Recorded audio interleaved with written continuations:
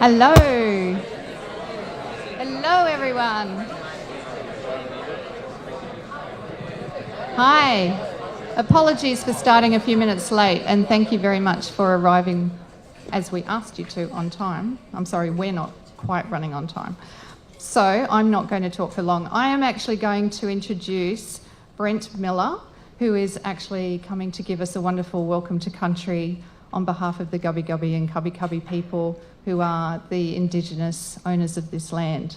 So over to Brent, because he can say it far better than I can, and then I'll be back to see you in a little while.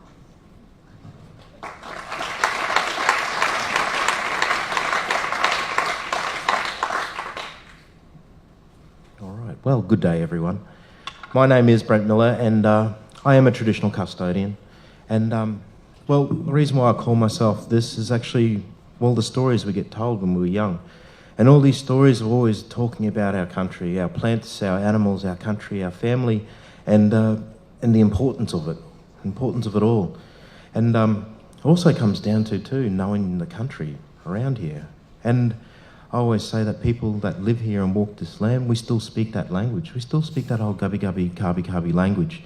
And it's actually in the names of all our towns. And once you understand that, all these other stories actually start coming out.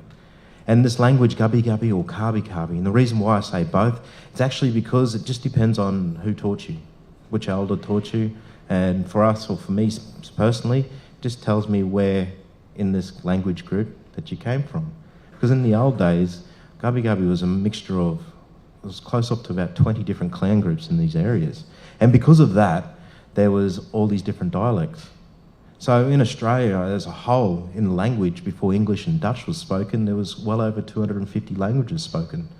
But today we got around about 150 still spoken, and a lot of these languages too are endangered. Like this one here, Gubbi Gubbi, it is an endangered language. It's very hard to find someone who actually speaks the language fluently. So the good thing is about that too is we can find this language and we can actually recreate this language from our old stories, but also our place names from around these areas. So this language covered a great deal of country, and when you went all the way up north past like Maryborough and Harvey Bay, and you're going on the way to Childers, you cross this place called the Burnett. When you cross over there, different language that was spoken up the north, and they were called Gurang Gurang.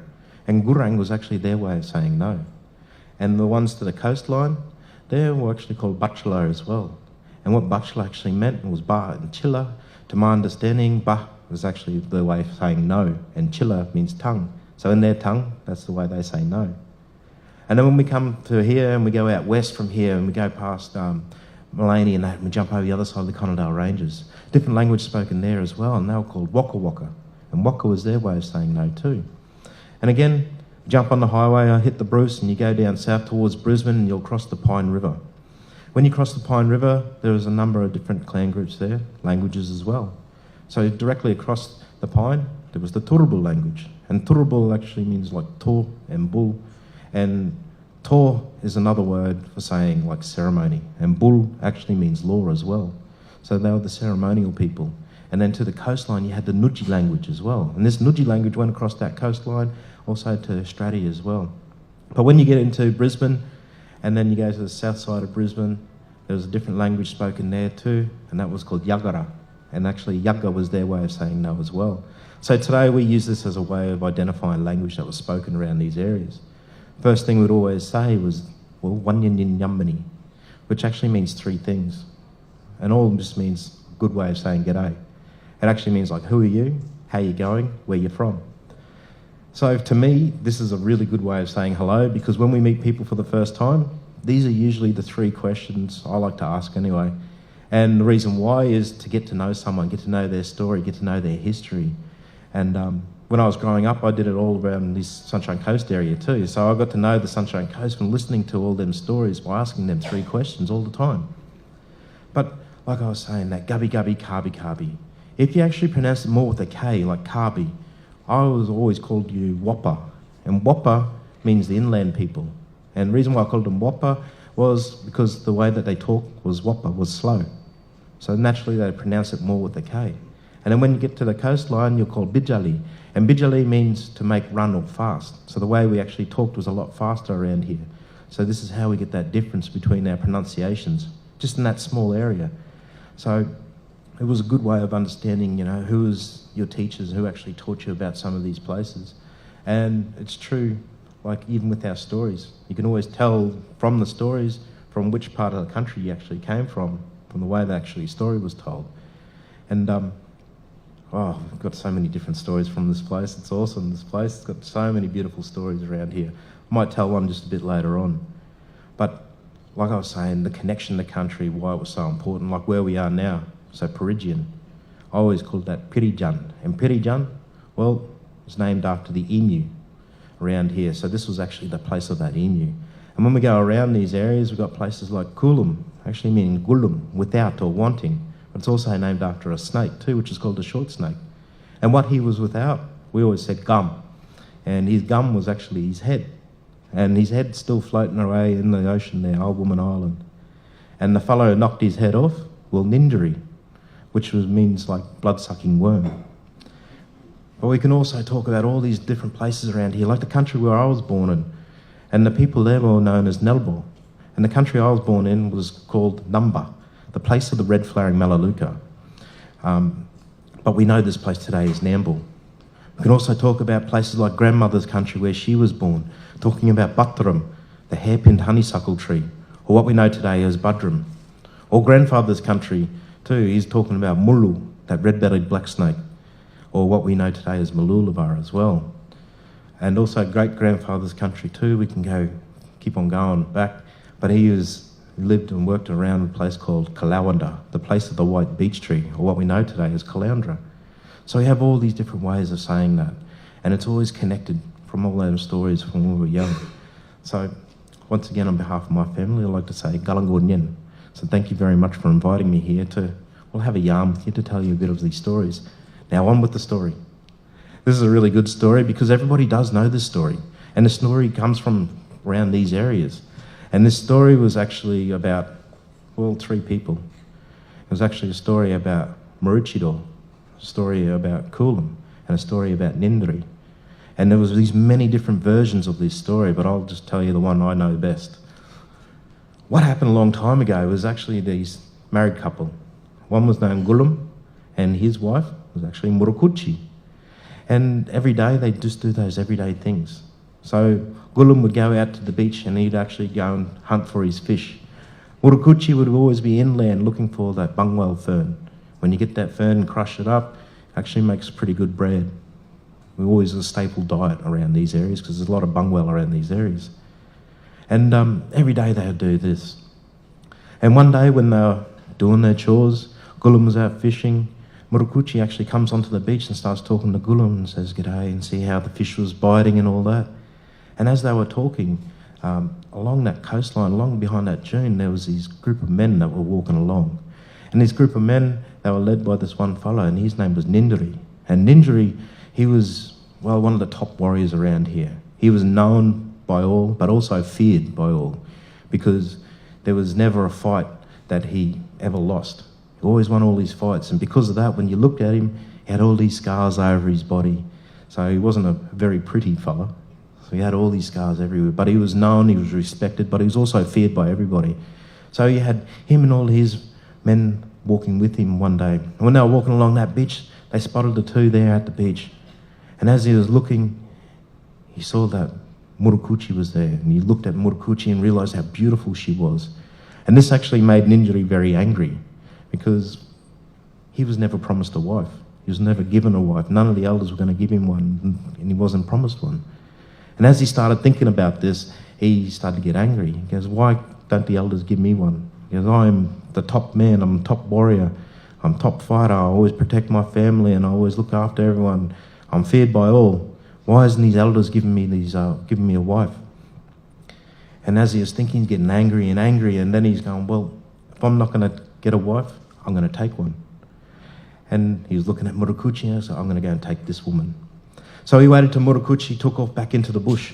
And when Murukuchi took off into the bush, back to their gunya, to their campsite, Nindari with all his men, they came in and actually took Murukuchi. And when they took Murukuchi, he went off back into his place. So he went inland.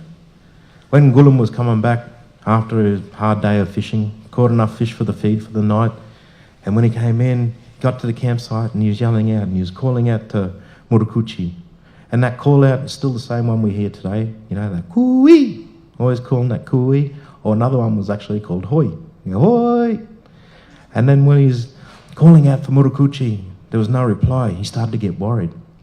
When he started to get worried, he started looking at the ground, and the ground was actually telling him a big story. When he was looking at the ground, he noticed that jinanja, so the footprints. And he noticed that, well, that was Murukuchi's footprints, but he noticed all these other footprints around. And as he was looking at these footprints, it was telling him that story that a couple of fellas actually came in and something happened with Murukuchi, and then she went off with them fellas. And he was going, oh, he's getting upset. Someone's taken my wife. What do I do? So he actually gets his gumari, he gets his halimon, he gets his muyam, so he gets his shields, he gets his spears, gets his clubs, and he gets his tomahawks, and he goes and sets after him. And when he sets after him, he starts walking inland, and he was wondering to himself, who has stolen my wife? And he's starting to get very angry. And as he was walking along, he's noticed some smoke coming up between the trees, and he noticed, well, that's a campsite coming up. And when that campsite was coming up closer, he snuck in. He wanted to know who actually stole his wife, so he snuck in and looked between the branches, and he noticed that Murukuchi was there, tied up near that ganya, near that home. And he was looking around to find who it was, and as soon as he saw who it was, his jaw dropped, because he realised it was Ninjari, and he knew Ninjari, and he knew if he ever fought Ninjari, he'd always lose. He would surely die. So he's thinking to himself, what can I do to get my wife back from this fella? And then he thought, well, I'll wait until everybody's asleep. Wait until everybody's snoring so I can go and sneak in there. I'll get Murukuchi and then we can run off back home. So this is what he did. He waited till nightfall, waited till everyone was asleep. He stuck in there. He unbound Murukuchi and them two ran back to the coastline together. A couple of hours later, what happened was Ninjari woke up, realised that Murukuchi was gone. Again, looked at that ground. That story told you a lot of things, what happened there. And then he set foot, kicked up all his men, told them to wake up, grab all your gear, let's go after these people. So that's what happened. So Kulam and Murukuchi were running back to the coastline. Ninjari and the men were pretty close. And eventually Ninjari caught up and a big fight happened. And what happened then, Murukuchi actually kept on running. And this big fight happened for a long time. So what they did is they dropped everything and they grabbed their bua, or they grabbed their nullas, their big clubs, and a big fight started. And this fight happened for a very long time until Ninjari actually drew back his nulla and swung it as hard as he could. And when he swung it as hard as he could, it actually hit Gulam right on his neck, so hard that his head actually popped off and flew out into the ocean. And then what happened there was then our ancestors, our yin yaran guns, our male and female ancestors, they watched the whole thing. And when they watched the whole thing, they noticed everything that happened. And what they did is actually turn Gulam into stone. And this is why we got that Mount Coolum today. Then the elders and the ancestors saw Ninjari and they were talking to each other, thinking out what's the best punishment for this fella. And what they did is they actually turned him into stone, overlooking Gulam, to realise all the laws that he had broken. Not only he stole a woman, took her back to the campsite, but he started a fight without going through the proper protocols. And in the old days, when it comes to protocols, you'd actually sit around the fire and talk about the fight you're going to have. So even we actually had referees too. The cool thing about the referees was actually the worst thing about the referees. If you cheated and done something wrong, your penalty was actually a spear. So you had to make sure you looked after them rules. But they didn't do that. And there was no payback after that as well. So they turned him into stone for all the wrong that he had done. And then what happened is they saw Gulam's head floating away, bobbing away in the ocean. And they went, oh, well, we'll turn that one into stone as well. But then they were looking around, they tried to find Murukuchi and they couldn't find her. Where she ran actually a bit south from here. And she caught up to the Maruchi River. When she got to the Maruchi River, there's a very special spot. There's a rock on a hill. She sat on this rock and she started crying. And when she started crying, her tears rolled off her cheek onto this rock, which then flowed into the river. And when it flowed into the river, her copious tears actually started salting up the water. And what happened then, the elders saw that. They noticed how sad she was, for her husband was gone. So what they did is they actually turned her into Murukuchi, the black swan. So now she can fly over the hills and over the land to look for Gulam's spirit. But the special place where Maruchi Murokuchi was actually sitting was Dunathan Rock.